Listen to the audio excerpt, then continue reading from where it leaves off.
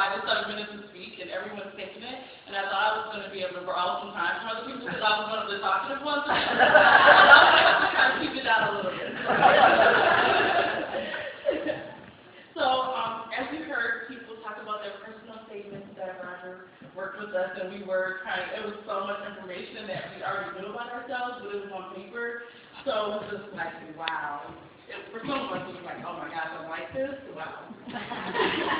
So mine is Jiquanda's talent is for creating change by devising processes of situations to be explored and problems to be solved, ensuring to include and empower all people to have their input.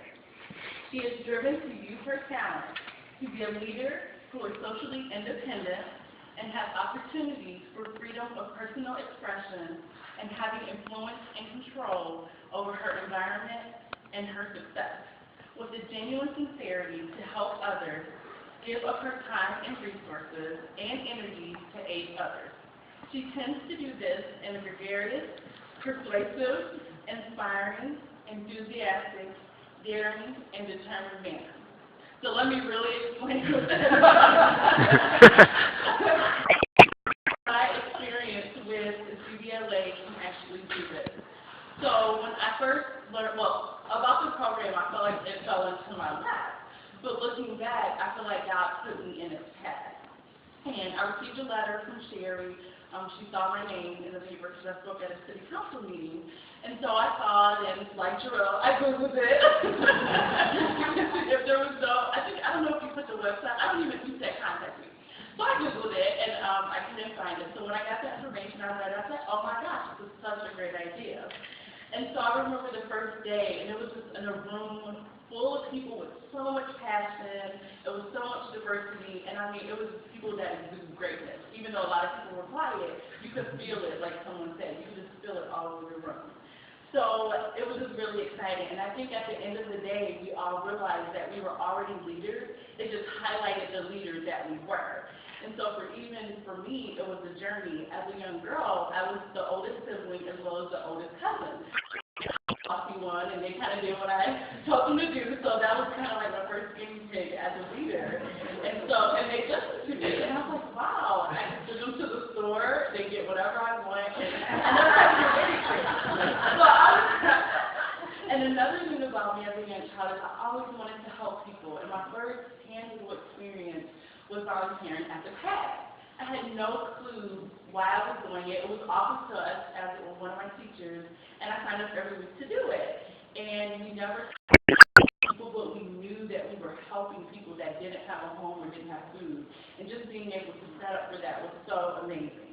So it was always in me. And then when I went off to college, I went to Florida, and I was very active in the community. And the really funny thing, and I still tease my friends still tease me about that, is I was in Tallahassee, and there were people from Miami and Orlando and all these great big cities in Florida, and people that from where I'm from, and I would say Zion.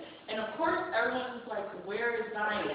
And I'm like, oh, do you know where Chicago is? Oh, yeah, you're from Chicago. No. I'm from Zion. It's 40 miles north of Chicago and 3 minutes from Wisconsin. And my friends would just say, why don't you say you're from Chicago? And I would say, no, I'm from Zion, because I really, really do love Zion. So I decided to move back because I was active in the community, and why not help the community that I love so much? So I moved back, and in that journey I found social justice, and so I've been doing a lot of organizing in Chicago, which has been an amazing experience.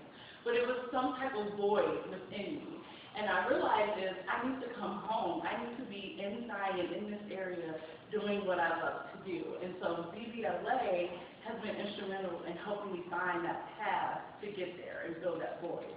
And so I feel like we all grew over the past 2 months. We've got amazing leadership training, some teamwork building and experience, and then I think it really helped a lot of us gain clarity on what was known as finding our sweet spot or figuring out where we fit. And so an amazing part of the program was having a mentor, and my mentor was Mr. Frank Walker.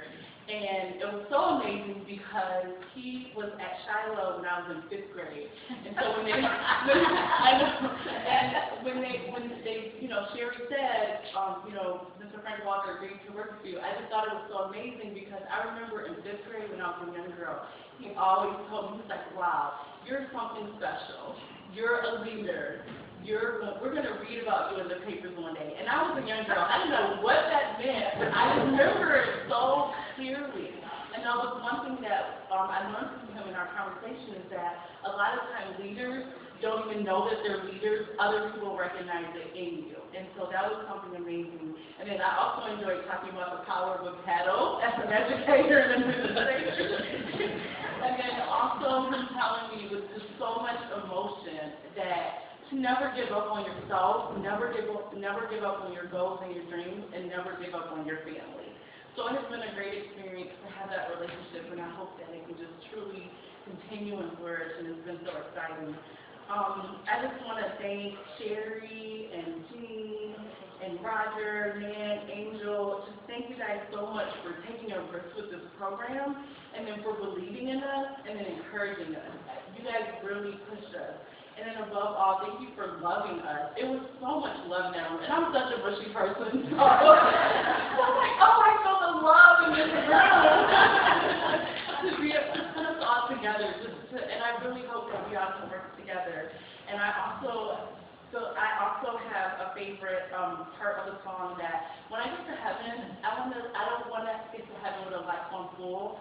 I want to live a life poured out. I don't want to wait to get to heaven to do my good deeds. I want to do them now. And so I hope I can make you proud, and I won't be afraid to be the lone nut.